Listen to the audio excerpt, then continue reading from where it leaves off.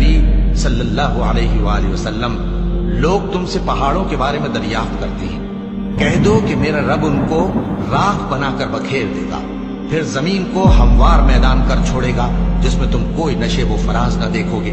اس روز لوگ پکارنے والے کے پیچھے چلیں گے اور اس کی پیروی سے انحراف نہ کر سکیں گے، اور رحمان کے سامنے آوازیں پست ہو جائیں گی تو تم ایک ہلکی آواز کے سوا کوئی آواز نہ سنو گے۔ اس روز کسی کی سفارش کچھ فائدہ نہ دے گی مگر اس شخص کی جسے رحمان اجازت دے اور اس کی بات کو پسند فرمائے۔ جو کچھ ان کے آگے ہے اور جو کچھ ان کے پیچھے ہے وہ اس کو جانتا ہے، اور وہ اپنے علم سے اللہ کے علم کا احاطہ نہیں کر سکتے۔ اور اس زندہ و قائم کے روبرو منہ لٹک جائیں گے، اور جس نے ظلم کا بوجھ اٹھایا وہ نامراد رہا، اور جو نیک کام کرے گا اور مومن بھی ہوگا تو اس کو نہ ظلم کا خوف ہوگا اور نہ نقصان کا۔ اور ہم نے اس کو اسی طرح کا قرآن عربی نازل کیا ہے، اور اس میں طرح طرح کے ڈراوے بیان کر دیے ہیں تاکہ لوگ پرہیزگار بنیں یا اللہ ان کے لیے نصیحت پیدا کر دے۔ تو اللہ جو سچا بادشاہ ہے، عالی قدر ہے، اور قرآن کی وحی جو تمہاری طرف بھیجی جاتی ہے اس کے پورا ہونے سے پہلے قرآن کے پڑھنے میں جلدی نہ کیا کرو، اور دعا کرو کہ میرے پروردگار مجھے اور زیادہ علم دے۔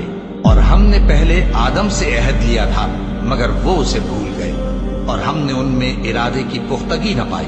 اور جب ہم نے فرشتوں سے کہا کہ آدم کے آگے سجدہ کرو تو سب سجدے میں گر پڑے مگر ابلیس نے انکار کیا۔ اس پر ہم نے فرمایا کہ آدم، یہ تمہارا اور تمہاری بیوی کا دشمن ہے، تو یہ کہیں تم دونوں کو بہشت سے نہ نکلوا دے، پھر تم تکلیف میں پڑ جاؤ، جہاں تم کو یہ آسائش ہے کہ نہ بھوکے رہو نہ ننگے، اور یہ کہ نہ پیاسے رہو اور نہ دھوپ کھاؤ۔ پھر شیطان نے ان کے دل میں وسوسہ ڈالا اور کہا کہ آدم، بھلا میں تم کو ایسا درخت بتاؤں جو ہمیشہ کی زندگی کا باعث ہو اور ایسی بادشاہت کہ کبھی زائل نہ ہو؟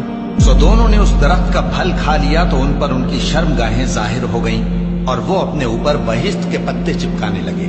اور آدم نے اپنے پروردگار کے حکم کے خلاف کیا تو وہ اپنے مقصد سے بے راہ ہو گئے۔ پھر ان کے پروردگار نے ان کو نوازا تو ان پر مہربانی سے توجہ فرمائی اور سیدھی راہ بتائی۔ فرمایا کہ تم دونوں یہاں سے نیچے اتر جاؤ، تم میں بعض کے دشمن ہوں گے، پھر اگر میری طرف سے تمہارے پاس ہدایت آئے تو جو شخص میری ہدایت کی پیروی کرے گا وہ نہ گمراہ ہوگا اور نہ تکلیف میں پڑے گا، اور جو میری نصیحت سے منہ پھیرے گا اس کی زندگی تنگ ہو جائے گی، اور قیامت کو ہم اسے اندھا کر کے اٹھائیں گے۔ وہ کہے گا کہ میرے پروردگار، تو نے مجھے اندھا کر کے کیوں اٹھایا؟ میں تو دیکھتا بھالتا تھا۔ اللہ فرمائے گا کہ ایسا ہی چاہیے تھا، تیرے پاس ہماری آیتیں آئیں تو تو نے ان کو بھلا دیا، اسی طرح آج ہم تجھ کو بھلا دیں گے۔ اور جو شخص حد سے نکل جائے اور اپنے پروردگار کی آیتوں پر ایمان نہ لائے، ہم اس کو ایسا ہی بدلہ دیتے ہیں، اور آخرت کا عذاب بہت سخت اور ہمیشہ باقی رہنے والا ہے۔ تو کیا یہ بات ان لوگوں کے لیے موجب ہدایت نہ ہوئی کہ ہم ان سے پہلے بہت سے فرقوں کو ہلاک کر چکے ہیں جن کے رہنے کے مقامات میں یہ چلتے پھرتے ہیں؟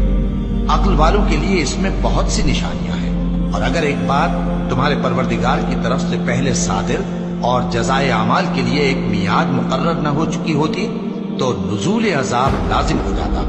بس جو کچھ یہ بکواس کرتے ہیں اس پر صبر کرو، اور سورج کے نکلنے سے پہلے اور اس کے غروب ہونے سے پہلے اپنے پروردگار کی تسبیح و تحمید کیا کرو، اور رات کی کچھ گھڑیوں میں بھی اس کی تسبیح کیا کرو، اور دن کے مختلف اوقات یعنی دوپہر کے وقت بھی، تاکہ تم خوش ہو جاؤ۔ اور کئی طرح کے لوگوں کو جو ہم نے دنیا کی زندگی میں آرائش کی چیزوں سے نوازا ہے تاکہ ان کی آزمائش کریں، ان پر نگاہ نہ کرنا، اور تمہارے پروردگار کی عطا فرمائی ہوئی روزی بہت بہتر اور باقی رہنے والی ہے۔ اور اپنے گھر والوں کو نماز کا حکم کرو اور اس پر قائم رہو۔ ہم تم سے روزی کے خواستگار نہیں بلکہ تمہیں ہم روزی دیتے ہیں، اور نیک انجام اہل تقوی کا ہے۔ اور کہتے ہیں کہ یہ پیغمبر اپنے پروردگار کی طرف سے ہمارے پاس کوئی نشانی کیوں نہیں لائے؟ کیا ان کے پاس پہلی کتابوں کی نشانی نہیں آئی؟ اور اگر ہم ان کو پیغمبر کے بھیجنے سے بیشتر کسی عذاب سے ہلاک کر دیتے تو یہ کہتے کہ اے ہمارے پروردگار، تو نے ہماری طرف کوئی پیغمبر کیوں نہ بھیجا کہ ہم ذلیل اور رسوا ہونے سے پہلے تیرے احکام کی پیروی کرتے۔